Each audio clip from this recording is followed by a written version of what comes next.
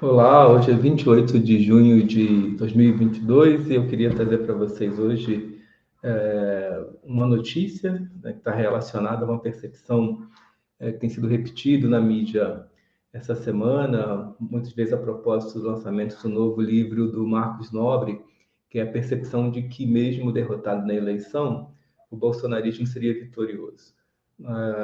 O livro do Marcos Nobre não está disponível ainda, não temos como avaliar como ele está argumentando, mas a frase não é nova. O próprio Marcos Nobre admite que está muito inspirado na situação norte-americana, afinal de contas, o Biden ganha a eleição contra o Trump continua uma força poderosa na vida política e cultural norte-americana.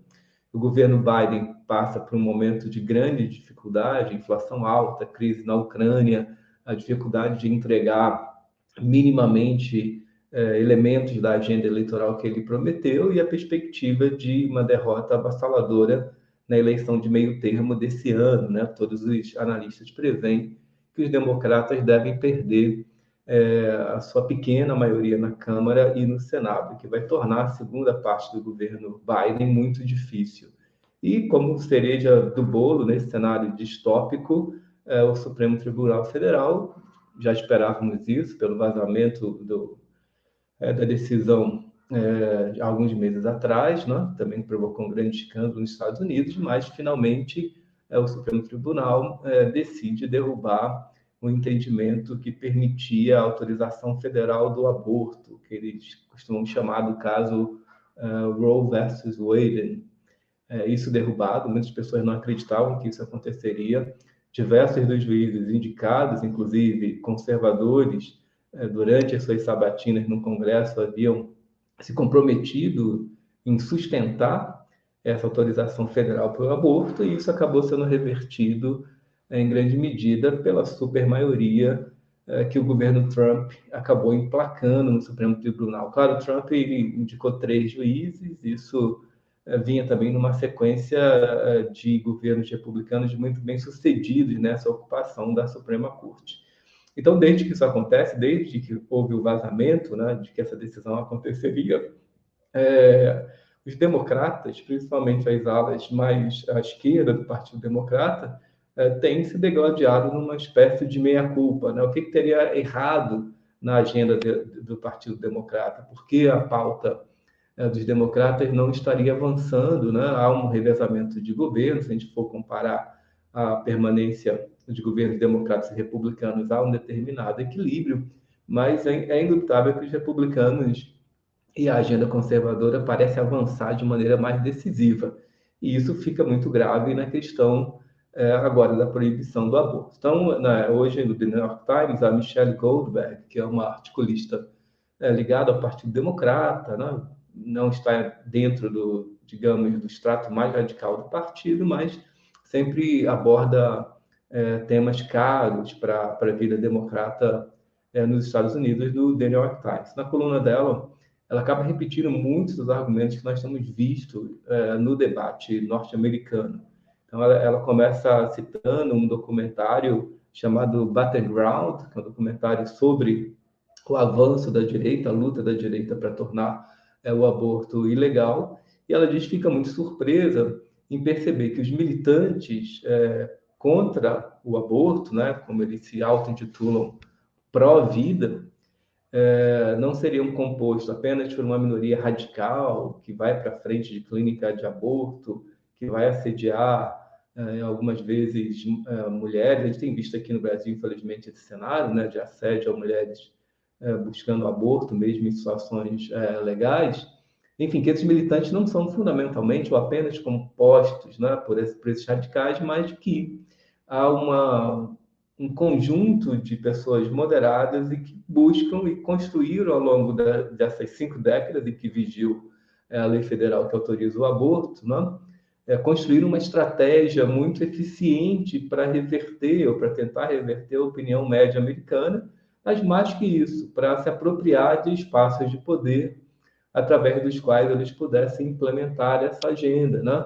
A Michelle Goldberg, inclusive, ressalta que a opinião majoritária nos Estados Unidos, na verdade, é a favor do aborto, mas assim como os republicanos têm eleito presidentes sem a maioria dos votos, naturalmente o sistema de colégio eleitoral nos Estados Unidos permite que isso aconteça, a militância contra o aborto acabou também garantindo essa vitória, não? Recente, mesmo não tendo conquistado a maior parte da opinião pública nos Estados Unidos.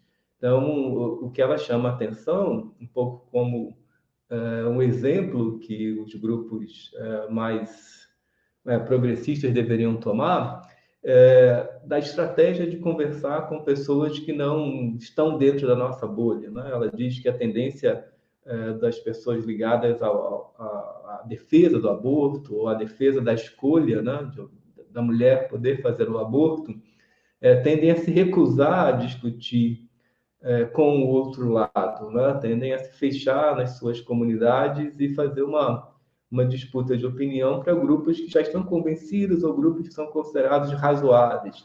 E que, do outro lado, isso seria demonstrado nesse documentário, a estratégia foi justamente entrar de maneira metódica, de maneira sistemática, a partir do treinamento dos ativistas, em grupos que são favoráveis ao aborto, né?